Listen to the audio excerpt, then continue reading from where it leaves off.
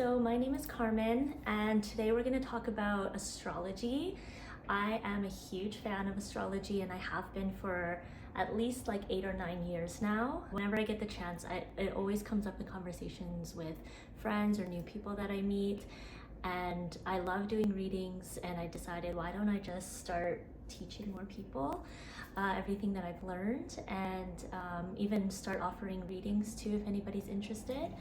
So I'm going to start off by doing like a little astrology 101 to go over the basics. The type of astrology that you're probably familiar with is Western or tropical astrology, but there is other forms of astrology depending on the region or culture that studied it. So Vedic or sidereal astrology is more common in India, and I started looking more into it this year because I felt like I was going through a pretty big spiritual reawakening, and I found that I started to resonate more with that chart, whereas before that I used to not really resonate with it. So I find that it goes much more deep and it's a lot more precise, and it really leans into like the archetypes of the gods and goddesses, which I really love. And I find to be like, it has a spiritual depth that I don't really think that Western astrology has as much. So I will talk a little bit about the differences, but this astrology 101 will be predominantly more for Western astrology. So I'm going to start off with the planets, overviewing what each planet represents and like what it all means when you calculate your birth chart, because most people probably only know their sun sign, which is the one that you know from your birthday, depending on the month or the day of the month that you were born. But when you do your birth chart, it calculates where every planet was and all of the comets and all these other points in the sky when you were born at the exact time and location, and it shows you how each of those different constellations like Gemini or Aquarius or Leo, how, if you had certain planets in those signs, how it could have affected your personality or your life path or different aspects of your soul's journey on Earth. And essentially you do have a little bit of almost every sign in your chart. So I think that's why a lot of people are a little bit critical of not always resonating with just one sign, is because you have a little bit of everything, but it just plays into a very specific side of your life or a part of your life. So I'll go over the planets and the signs, and also the houses. I really like looking into the houses. That one is something that maybe is a little too advanced for beginners. Oh, and I also want to share my favorite astrology apps and websites so that you know where to find your birth chart and how to calculate it, and even just like referencing it whenever you're talking about it with your friends. You could just pull out the app or pull out the website that you like best. I'll share all of my favorite sites. Okay, so let's start with the sun. The sun is the sign that you most likely already know when you're born on, like for example, I was born on November 17th, and that's during Scorpio season. So I would be a Scorpio or have a Scorpio sun. But then you also get other planets in your chart that I'll go over. So your sun is your personality, your ego. It's pretty straightforward. It's who you kind of grow into through your life. It's who you like really develop as you really know yourself more. But when you're younger and your ego hasn't really developed yet, you might come off more like your rising sign or your ascendant sign. That's sort of like your outer self. And that, for example, I am a Libra rising. So when people first meet me, they'll probably get this bubbly Libra, charming, smiley kind of personality at first, but when you get to know me, there's a lot of depth, there's a lot of passion and intensity like a Scorpio, and that's my sun underneath the Libra layer. So the rising or the ascendant is basically like your filter. Some people say mask, but it's it's a lot more than just a mask. It's like the lens that you see life through. It's like everything within you will almost like be filtered out through your rising sign. So my Libra rising will kind of filter out all of the other stuff in me, and it'll come out more with the Libra essence. Or I'll perceive things and process things in a way where it's like, okay, how do I sort of like, it's something that has to come naturally. Like I'll react probably as much as I can with more Libra energy, because it's that last filter before the rest of you shines out through. So that's why I think like a lot of people who say it's your mask, like it is, but it's like, it's so much more than just your mask. Like it's just like the reality that you experience is through your rising sign. And it also, I'll show a version of a birth chart here where you'll see like this circle and all of the different houses in it. Your rising sign basically sets the precedent for all the other houses after it. So your rising sign tells a lot about your chart. So I think a lot of people kind of underestimate what the rising sign means. And unfortunately, if you don't know your exact time of birth, you won't get your rising sign because it changes every 2 hours. So if you were born at 12 p.m., or if you think you might have been born at 12 p.m., but actually you were born at 3 p.m., you could have a totally different rising sign, and then that will change all of the houses in that chart. So it does make a big difference. So I definitely recommend if you can find your exact time of birth, it's the best way to calculate your birth chart, and you get way more information just from knowing your rising sign. Okay, so let's move on to the moon sign. So this is the big three: your sun sign, your rising sign, and your moon sign. Your moon sign is now going deeper into your core needs, your emotions, the more of the hidden part of you that it's like what is home to you. It's like what you need to feel grounded and comfortable and safe. So this is something that people who know you a lot more deeply, this is where they'll see this side of you, but maybe not like people who just meet you. They'll probably more likely get more of your rising sign energy, or maybe also your sun sign. So your moon sign, think of it as like, I guess, layers. You've got your first layer is your rising sign. So mine is a Libra rising. And then the next layer, your personality, that for me is a Scorpio sun. And then the deeper layer, your core, is like your moon sign, and that's a Taurus moon for me. So a Taurus moon would crave more material things, material comforts. In terms of their emotional needs, it's a little bit more steady. It needs stability to feel a sense of safety. But if you were to have a Sagittarius moon, for example, Sagittarius really loves spontaneity or adventure or knowledge, philosophy. So a Sagittarius moon might actually crave the opposite of stability and material things, and really seek out experiences as their core emotional need. And I'll go over each sign as well. So for now, we'll just do the planets. And also you'll want to calculate your birth chart too, to know where each of your planets are. So next is the planet Mercury. Now, Mercury is how you think and how you communicate.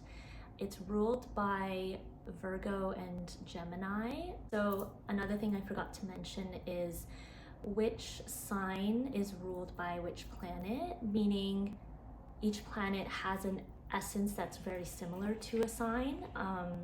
So for example, the sun rules Leo. So Leo is a sign that loves to shine. It loves to perform, and it just beams this playful, big, bright energy. You can say it loves attention. It really depends on the Leo and all of the other placements in their chart, but the sun, essentially, it's just big personality. So then you've got your moon, which is ruled by Cancer, and Cancer feels emotions, and the moon is your emotions. And then Mercury is ruled by Virgo and Gemini. These two signs are very analytical, and Mercury is all about how you think and how you communicate. Gemini is all about communication. They're really into mental stimulation and learning and variety and just like keeping their mind going. And Virgo, their mind is also always going, but it's a lot more detail oriented and precise and needs to solve problems and fix things, and it's super almost like a perfectionist. So Mercury really is about the mental realm, also like how your thoughts translate into speech or writing, or how you manifest your thoughts. And then Venus, which is my personal favorite, my chart is ruled by Venus, and Venus is all about pleasure and beauty and love and romance. It's basically like what you're attracted to or how you attract to you. I see it as like the feminine part of your chart, whereas Mars is like the masculine part of your chart, which is how you go after things. It's how you assert yourself. It's like your drive, your passion. It's a lot more of a fiery energy, whereas Venus is a lot more of a like it just pulls you, and it's more of a magnetic energy, and it loves to luxuriate in the finer things: art, sex, pleasure, beauty, romance, and it's maybe also how you love in a relationship or what you value in a relationship. So I have Scorpio in Venus, and Scorpio really values passion and loyalty, and so they are very all or nothing. Like it's either everything or nothing. Like it doesn't need to date, but when it does date, it's like all the way in. So Venus rules Libra and Taurus, and Taurus is again like similar to that Venus energy. It loves luxury, it loves the finer things, it's romantic, it's steady, it loves security and wealth and beauty, and just anything that stimulates the five senses. It just brings satisfaction and pleasure. That's Taurus energy, which is similar to like what Venus is all about. Whereas Libra is a little bit more on like the relationship, companionship side. It loves love and romance, and it's very flirty, it's very fun, it's lighthearted, it's really beautiful. Like Libra is a very aesthetic, balanced, harmonious sign. So those are also qualities within Venus. Just this like harmonious, more of like the soft feminine energy. And then Mars rules Aries and Scorpio. So Aries energy is fiery, it loves to take action, it's impulsive, it's like, let's do this yesterday. So Mars is like this fighting, war, like passionate, intense kind of energy that just gets shit done. But it's also, it could be how you fight, it could be how you achieve things, it could be how you assert yourself, it could even be like more of your sexual, like your masculine sexual energy on how you like pursue, or how you project yourself. Scorpio is also a little bit fiery, but it's a water sign, so it's like a intense, like it likes power, it likes being more strategic than Aries, but it does like to go after what it wants. It's ambitious, and it does represent like death and the underworld. Scorpio is also ruled by Pluto, which is a planet of destruction, transformation, death, and rebirth. So Scorpio is kind of a little bit of Mars energy and a little bit of Pluto energy. So I would say Aries is a little bit more representative of Mars. Personally, I love Mars energy. Like I pick up on people's Mars signs oftentimes more accurately than their sun sign. I have a Mars in Leo, and so I love Leo energy. I love people who are confident, and I like to also project confidence as well. and kind of move through the world like a Leo. I'm a big fan of Mars energy for that reason. I have just a lot of fire in me, and it really helps me get that fire out. Like, I'm really active too.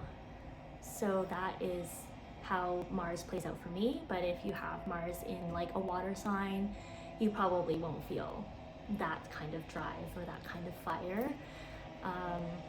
You'll probably be a little bit more like passive aggressive, or like I don't really want to take action, because you're considering all other people's feelings and how it's going to affect them.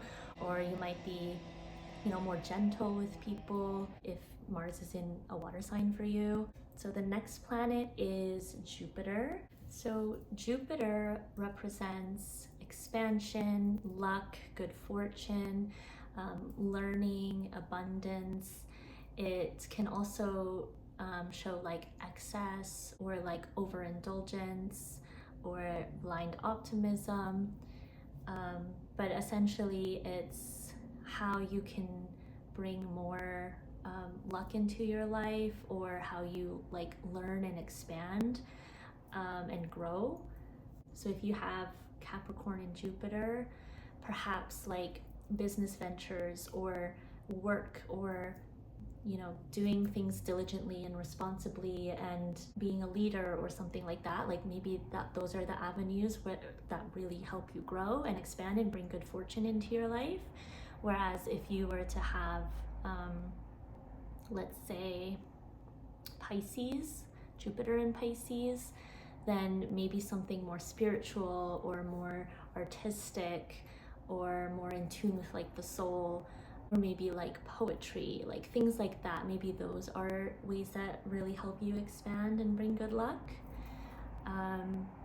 Jupiter rules Sagittarius, so the energy of Jupiter and Sagittarius both are about like learning and exploring and understanding the world and understanding people, and just, yeah, like always seeking some kind of novelty, knowledge, wisdom, inspiration, adventure.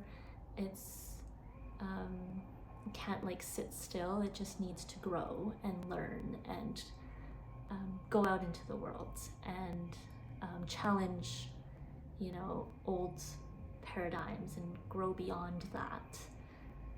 So Saturn is an interesting planet. I still don't know how I feel about it, because I'm in my Saturn return right now, which is like a time that we all go through in our late 20s, early 30s. It's like a 3-year period of like chaos, transformation, just like shaking up your whole life so that you can really get in alignment with who you really are, and like destroying everything in your path that's just not you anymore, that you've outgrown. So it can bring a lot of discipline, a lot of harsh reality checks. It's so essentially Saturn is like a constricting planet, whereas Jupiter is an expansive planet. Now Saturn is like, okay, now we need to, you know, reel it back in, and we need to like really organize and discipline ourselves on like, people often joke about how Saturn is like a daddy, like it's a very strict father in a way, in terms of how it brings discipline into your life and structure, whereas Jupiter really wants to grow beyond structure. Saturn's like, no, we need to get our shit in line. It kind of comes in to humble you and teach you a lot of lessons and bring a lot of wisdom. Saturn rules Capricorn and Aquarius. So Capricorn energy is daddy energy. Capricorn has its shit together. It's, although a little bit can struggle with emotions or, you know, expressing emotions, it does do discipline pretty well. It does work hard. It likes to work. It likes to feel productive and efficient and useful and achieve things and climb mountains, you know, see everything as a mountain to climb. So that's kind of the energy of Saturn as well, is like just like productivity and efficiency and discipline. So Uranus, Neptune, and Pluto, the outer planets, are a little bit more generational planets, whereas all the other ones that I had mentioned are more personal to your chart. But because the outer planets take a lot of time to revolve, or I guess to move from one sign to the other, sometimes it might take a couple of years. So you've got, you know, like all of Gen Z has Pluto in Sagittarius, for example, and all of like the millennials, I guess that would be Gen Y, would have Pluto in Scorpio, and Gen X would be Pluto in Libra, if I'm not mistaken. So Uranus is a planet of freedom and individuality and revolutionary ideas and change. It visualizes new possibilities, and it's ruled by Aquarius, which again is a very like revolutionary type of sign where it cares a lot about advancing humanity forward and thinking of like innovative, futuristic kind of ideas or philosophies. And although they might really care about certain causes, like they do have a little bit of an emotional detachment. So Aquarius energy can sometimes really be stuck in the mental realm and stuck in like idealizing about a better future. So that would be more like Uranus energy on this individualistic, like how do we bring progress and change and like revolution. So Neptune rules Pisces, which is a very like spiritual, artistic kind of sign, intuitive sign, emotional. So Neptune is essentially like a planet of like spirituality, dreams, psychic visions, even like addictions, and sort of like a detachment from reality, but also like universal love and oneness with divine energy. And then Pluto, which, because I'm a Scorpio, I'm a pretty big fan of Pluto, and I'm a millennial, so I have you know, the Pluto in Scorpio generation, which is all about like just destroy everything and like start new. Very like counterculture. Scorpio is, you know, rules the underworld, and so does Pluto. So Pluto rules Scorpio, and these two energies are about like destruction and death, and sort of like crumbling old decaying systems, and bringing about transformation, because in order for life to flourish there needs to be death and you know, decaying of, you know, old systems that don't work anymore, so that more room can be made for the birth of something better and something newer. So that's essentially Pluto. And Scorpio energy, it rules the underworld, so it's not afraid of these more taboo things. It's not afraid of the dark. So in, you know, with Gen Z, how it plays out with Pluto and Sagittarius. Sagittarius, again, I find Sagittarius is very funny. They, you know, although there's, you know, the adventurous, fun kind of side to them, they are really witty. So I find Gen Z hilarious because they're so unserious. Like Sagittarius people, I find are chaotic. They're a little bit impulsive. They're unpredictable. They're just like this mutable sign that can be anywhere and nowhere at the same time. They're just like goofballs. They don't take life seriously because there's just such a detached kind of fiery, chaotic essence to them, where, you know, they have too much knowledge and too much wisdom that there needs to be some level of detachment in order to cope. And that's to me just like the essence of Gen Z. They're just so unserious that like that's the revolution in and of itself, is like not buying into bullshit, not buying into tradition, not buying into systems, and just, you know, going about their day coping through humor and making fun of everything, and and just like dilly-dallying and doing whatever the hell they want and not following the rules. So those are the main planets in our solar system, but if you go deeper into astrology, there's also comets. Like for example, I really like Lilith, and well, that's actually a point on the moon, but Lilith is like your dark feminine energy, and then you've got Chiron, which is your wounded healer. It's like your core wound. Those two are my personal favorites. So my favorite apps and my favorite websites, I'll link them below, but I do want to just give some context. So I really like using websites to just get an overall view of people's birth charts. The one that I prefer, the two that I prefer the most are Cafe Astrology. So Cafe Astrology is one of my favorites, the one that I've probably been using the longest, but it's a little bit like chaotic and disorganized. When you calculate your chart, it gives you a massive report and so much information, and it goes really, really deep. But if you don't want to read that much, those many words, it also just gives you, you know, a good snapshot of all your houses and all your planets.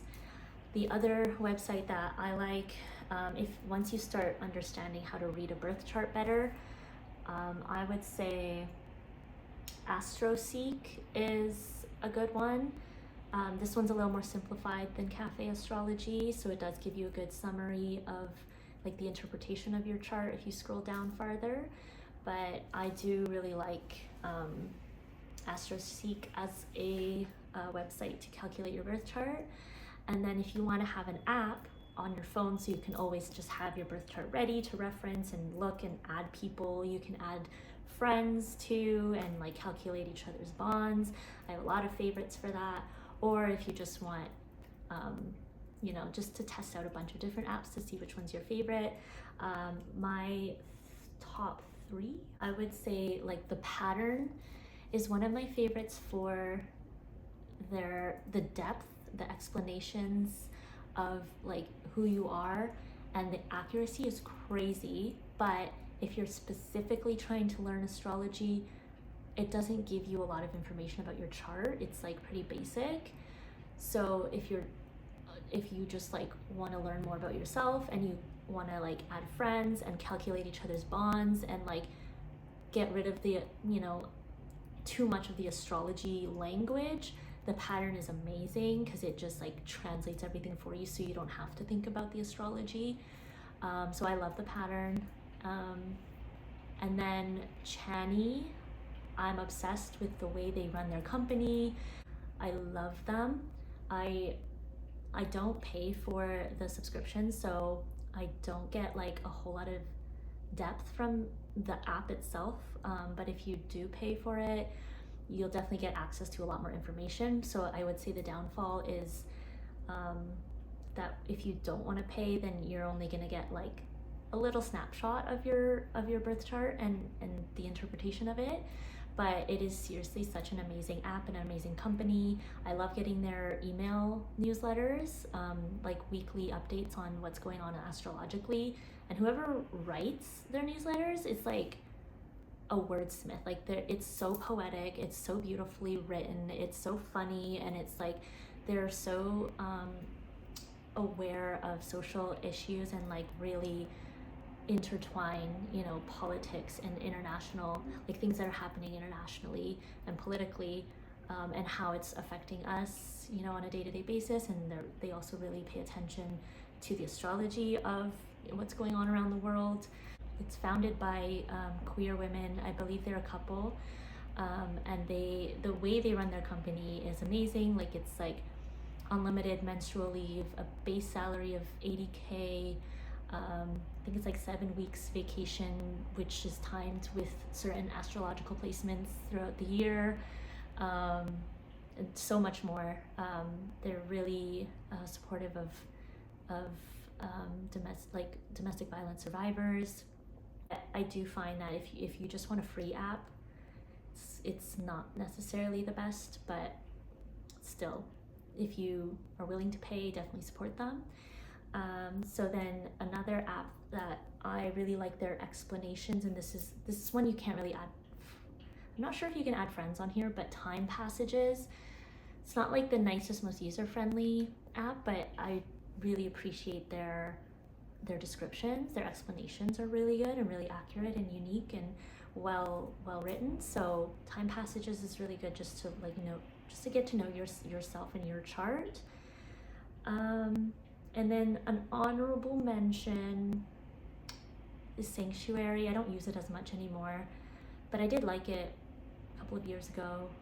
And then everyone knows CoStar, but I honestly don't like CoStar. I think it's just, I guess if you're brand new beginner, don't know anything about it, it's very simple.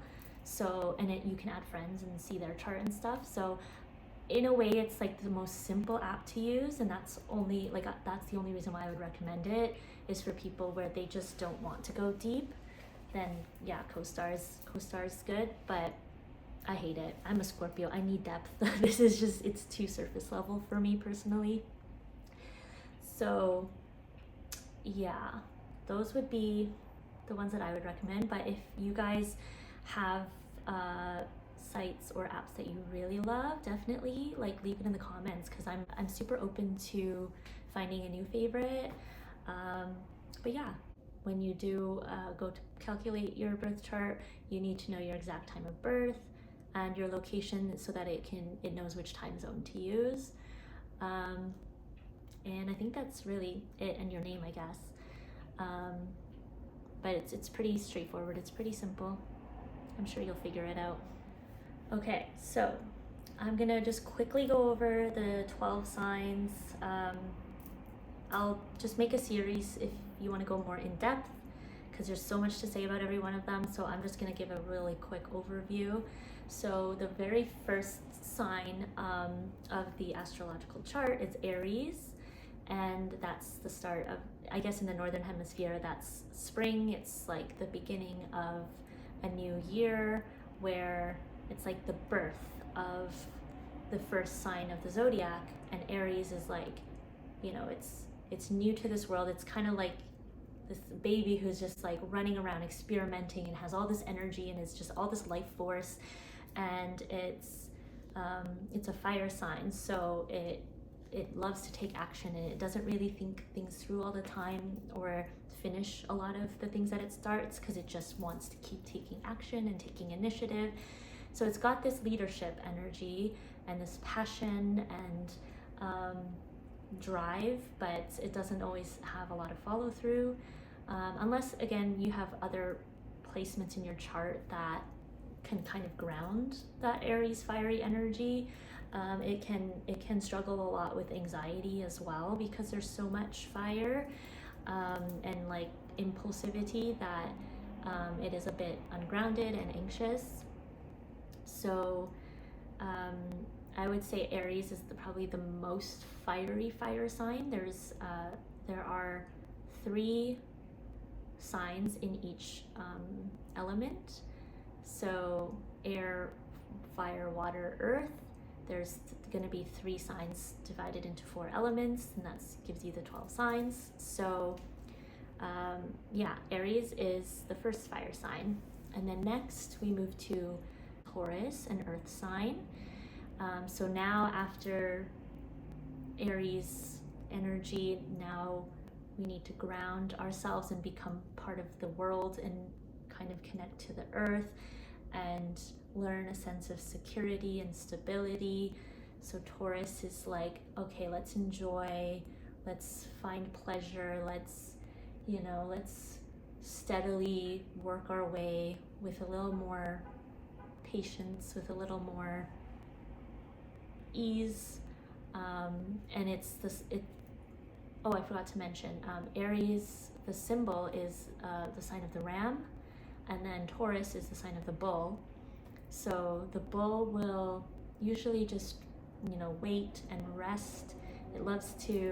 Taurus loves to take naps. Taurus loves food. Taurus loves to just chill, be lazy sometimes, but when the time is right, Taurus will charge. They're, you know, that's the bull. It can also be very like sensual too. So Taurus loves to, it loves the finer things in life often, or you know, if you're a Taurus who isn't overly materialistic, then maybe you're more connected to the earth and like connected to nature,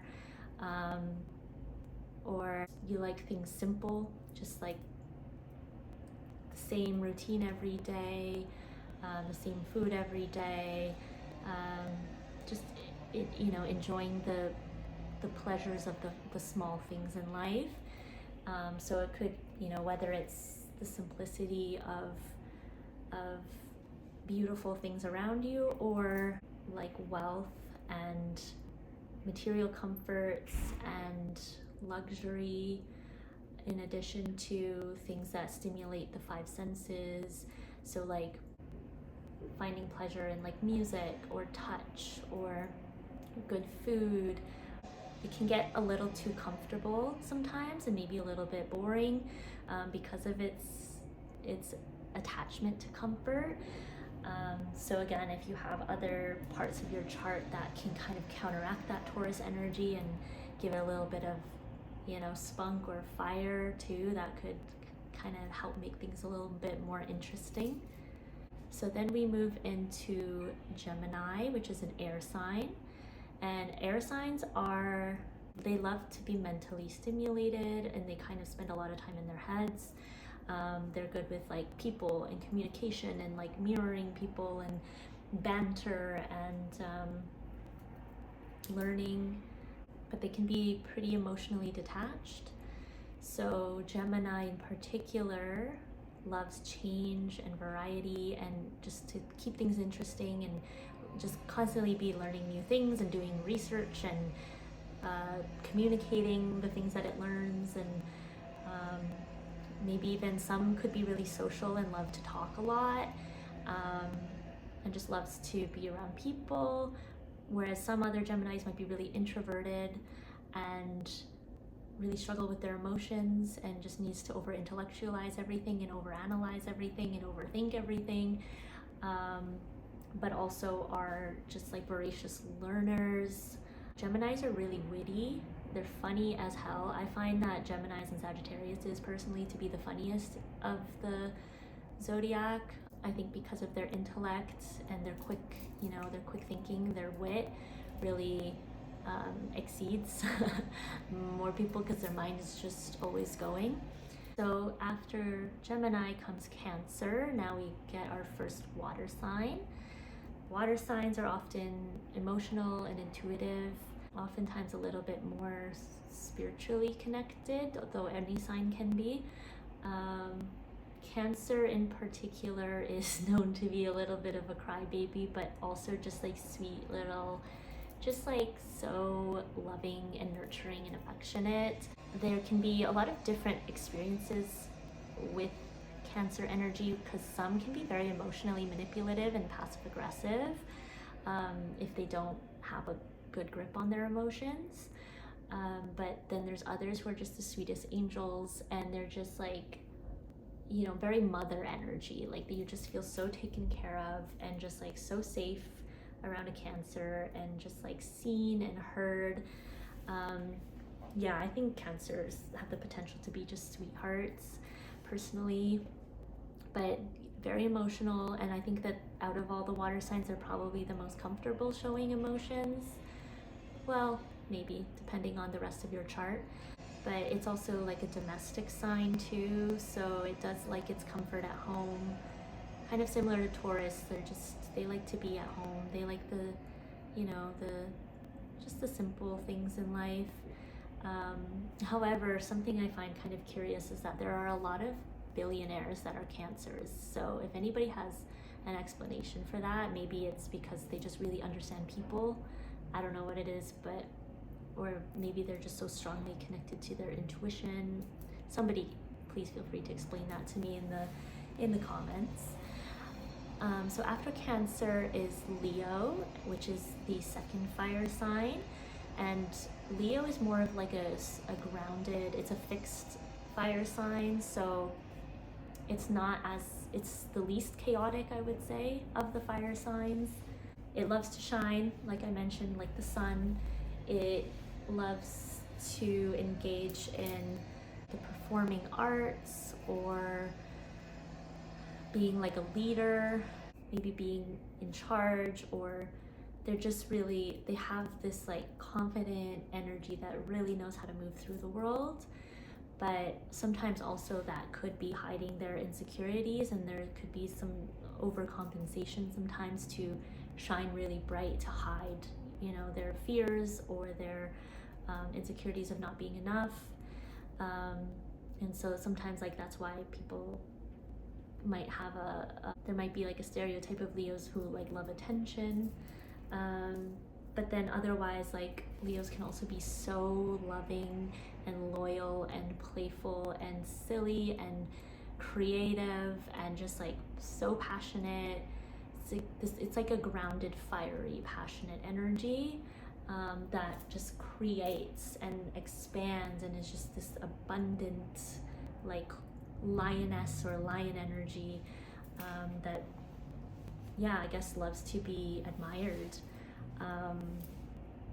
and to be seen and to be appreciated. But yeah, they can be just like so deeply loving and deeply passionate. And maybe also pretty feisty too. There's definitely a catty, feisty, like fighting energy about Leo as well. And Aries. Fire signs just love to fight and bother people. So after Leo, we move to Virgo. Virgo is the second earth sign. It's a mutable earth sign, which is more flexible, a little bit more like go with the flow. Virgo is interesting because I find it manifests so differently with men versus women. It's very detail oriented. It can be a bit of a perfectionist for sure, but it's so precise and so analytical and so smart.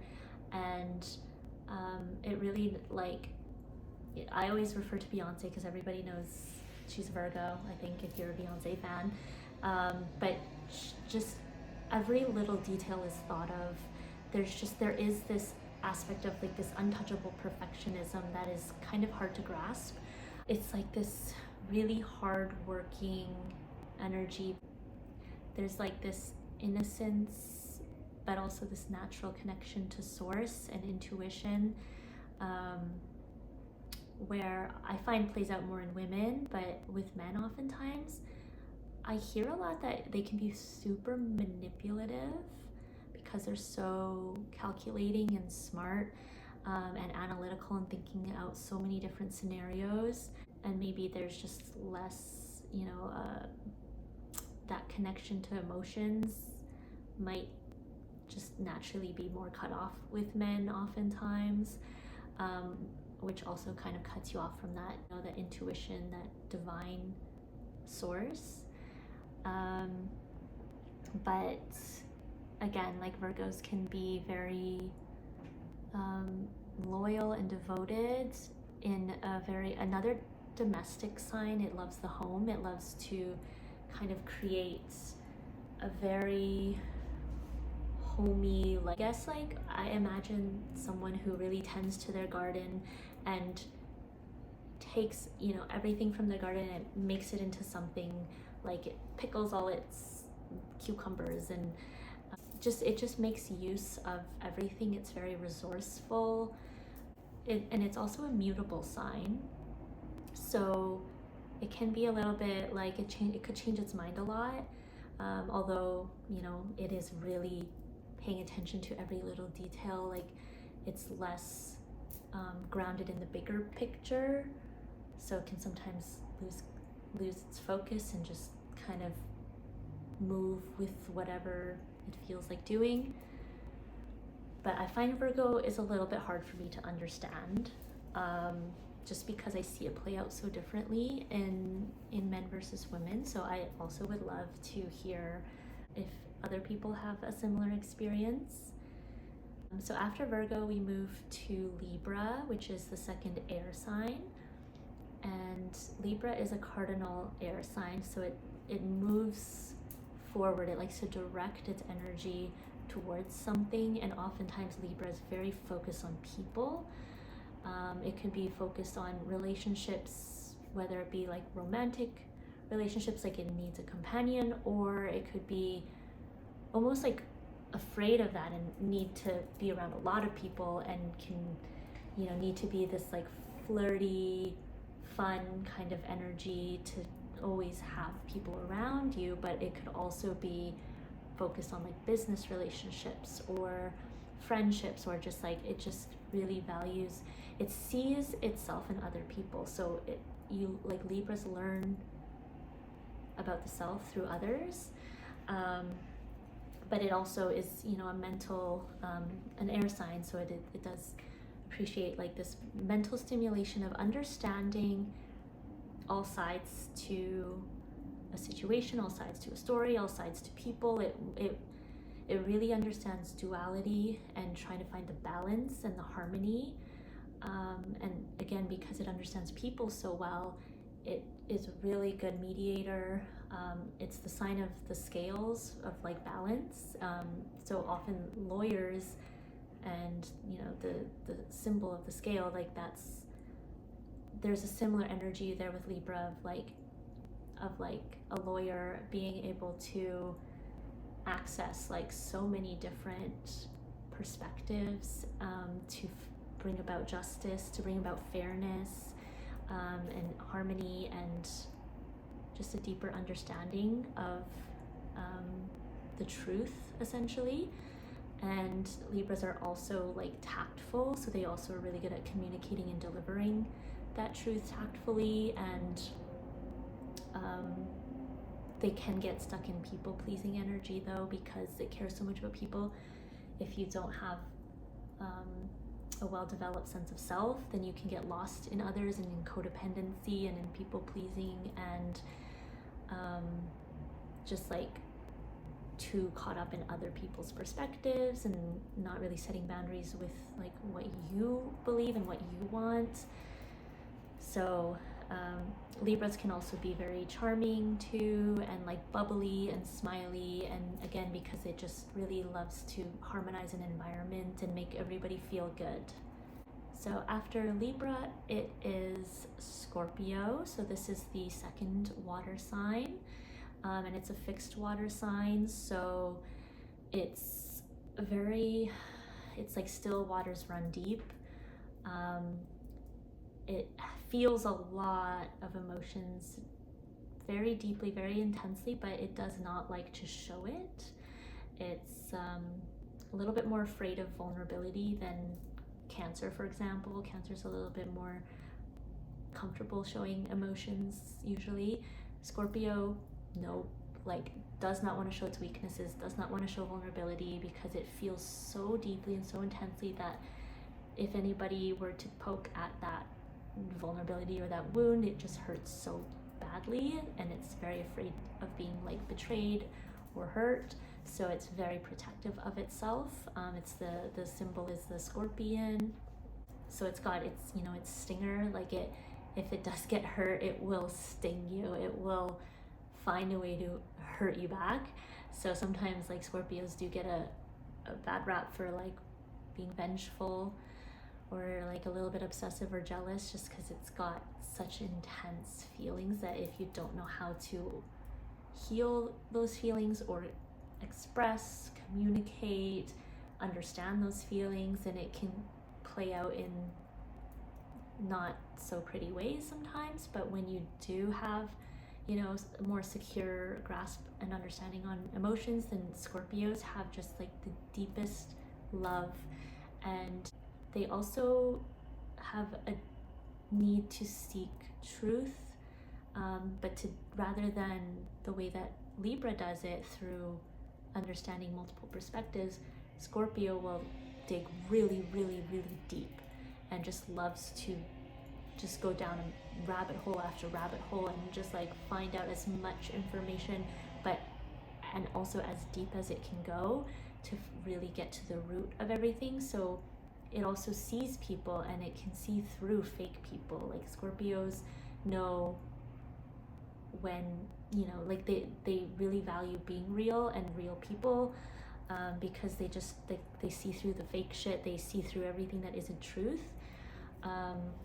Scorpios also, as I had mentioned before, like since it rules the underworld, it has a knack for like more the taboo aspects of life, like the darker aspects of life. And digging deep, also you go into the shadows, and it's very comfortable there with like witchy stuff, like sexuality, like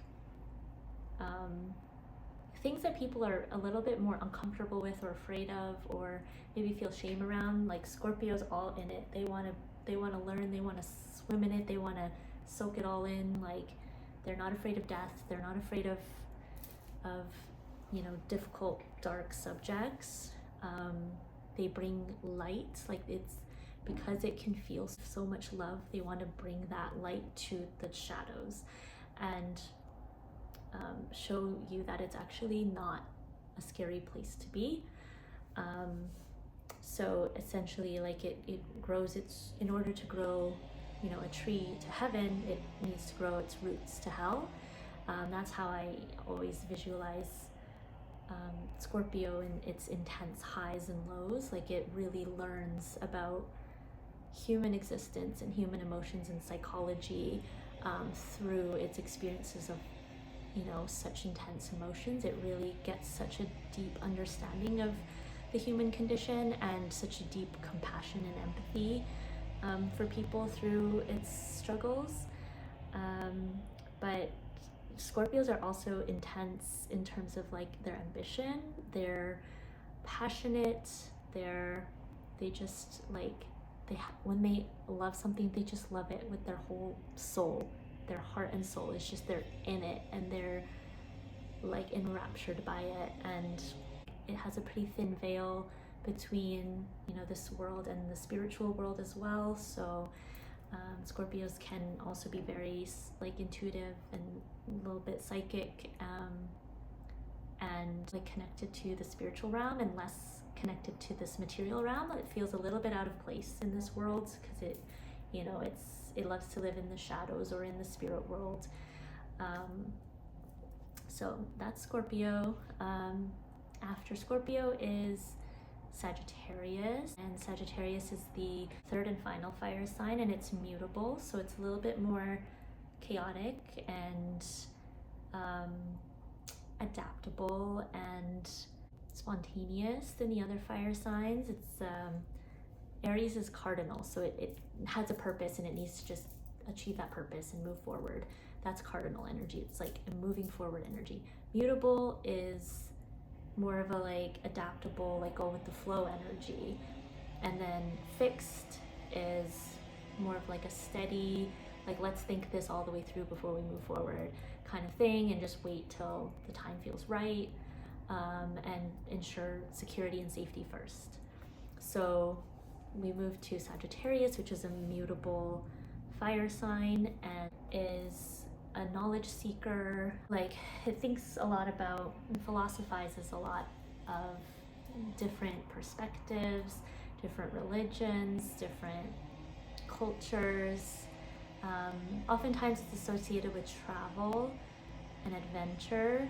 Not all Sagittariuses are like that, but there is an aspect of traveling that is connected to this need for growth and expansion and spontaneity and just like an understanding of the world and challenging paradigms. It really does not like to stay boxed in anywhere. It just really has this need to be different. Actually, a lot of celebrities are Sagittariuses, and like really funny celebrities. I find Sagittarius is super funny, but really a little bit impulsive and unpredictable in terms of both their humor and their decision making. But they have such a vivacious energy, like this I guess a really YOLO energy. Just they really live it up. They really want to maximize life, and they have this fire of like, I just want to experience everything. I want to have great stories to tell, and I want to keep people on their toes, and they're kind of like rebellious, and they really understand how to like play against the system. So then after Sagittarius, we move to Capricorn. Capricorn is, I'm a big fan of Capricorn energy. It's the last earth sign, the third earth sign that's cardinal. It's all about like, again, directing this earthy drive towards a goal. It's so goal oriented. It loves efficiency and discipline and practicality and hard work. I always see them as like the CEOs of the world. They're like business people, or they're just like natural leaders. And if they're not in a position of leadership, then at least like there's something about their work ethic that's really nice, that's just really steady and reliable. There's a tendency to associate money with Capricorns. Sometimes they can really love money, making money, because it's like a sense of achievement. The mountain goat is the symbol for Capricorn, and it sees everything as like a mountain to climb. So it loves to set goals, and I think money is a very good like indicator of that sense of achievement. But it's another domestic sign, like it's the opposite of Cancer. It's kind of like mommy and daddy. Cancer's mommy, Capricorn's daddy. Daddy's got to bring home the bacon and take care of the family through material, financial means, while Cancer kind of, tends to the home. So Capricorn is, I just find every Capricorn I know is so ambitious. They're always in like finance or business or something like that. Something money related usually, or like positions of leadership. So then after Capricorn, we've got Aquarius, the third and final air sign. Even though it's a water bearer, like the symbol, people get confused and think Aquarius is a water sign, but it's not a water sign, it's an air sign. So it's very much in the head. It really needs that intellectual stimulation. This is like the most intellectually stimulated air sign in my opinion, because they just they're so detached from this world, this reality, because they're like living in the future. They're living in another planet. They're like kind of like a little bit alien to Earth. They're so advanced in some aspects of like the way that they think. But they're also really quirky and silly and like different, and unique is often the word associated with Aquarius. Aquarius there's a bit of a humanitarian energy to them, but in order to bear that burden of caring about so many people, they have to be able to keep a distance. So there's a detachment there. Emotions too, gotta keep that arm's length. It's too much. There's so much going on in their heads. There's so much going on in their souls that emotions sometimes can't do it. It's just too much. We gotta disconnect and disassociate. Disassociating is pretty common with Aquariuses. They can be a little bit of avoidant too, and their safe place could just be by themselves, and they can be more individualistic, and self-reliant and independent, almost hyper independent too. So that's something that if emotions are not accepted by an Aquarius or felt, then you can really fall into like hyper individualism and avoidance. Otherwise though, they can still be very loving and very playful, and just so silly and fun, and just like really beautiful souls.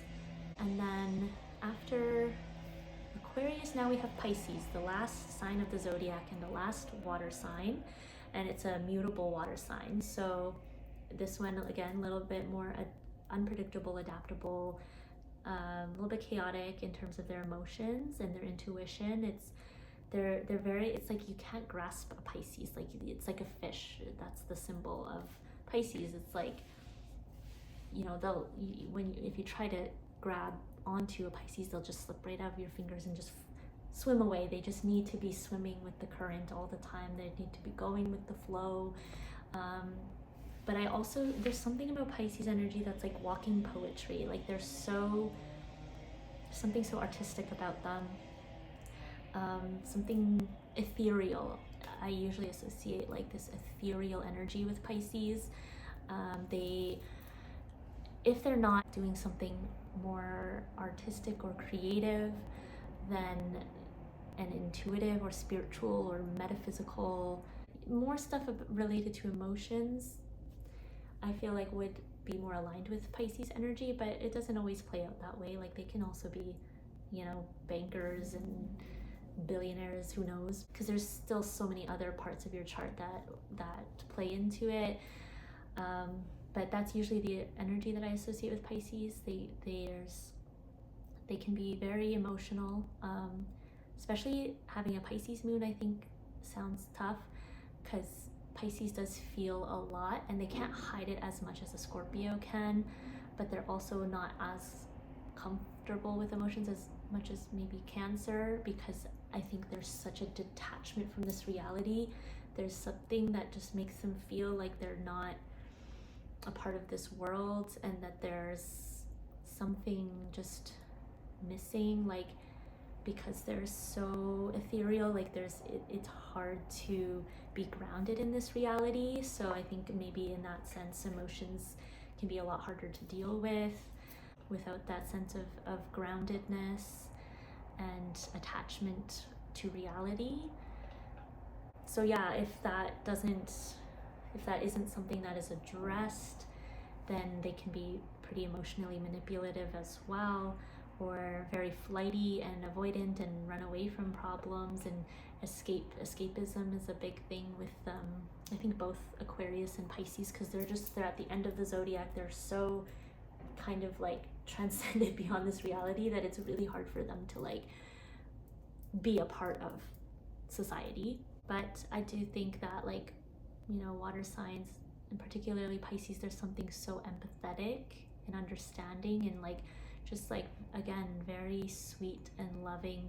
But because of Pisces' ability to feel so much, that also makes them so connected to people. So that concludes the 12 signs. It definitely took longer than I was expecting, so I might end up doing another video for the houses. Actually, yeah, I think I'll do a different part 2 for the houses, and then Vedic versus so Vedic and sidereal astrology versus tropical Western astrology. I think we'll also have to go into a separate video. If you have any specific requests, just leave it in the comments.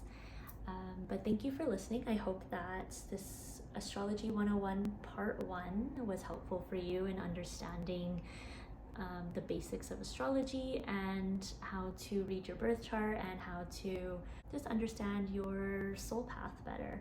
So the value that I see in understanding your astrology birth chart is that when you're born, there's a certain energetics going on in the universe. There's a lot of different aspects that are affecting our collective reality at every moment, and you know, where everything is in the sky relative to Earth, I feel like, you know, it's gonna have solar flares, for example. Solar flares we can't see it until it hits our atmosphere and it turns to northern lights, but it can cause a lot of damage to like telecommunication systems and whatnot.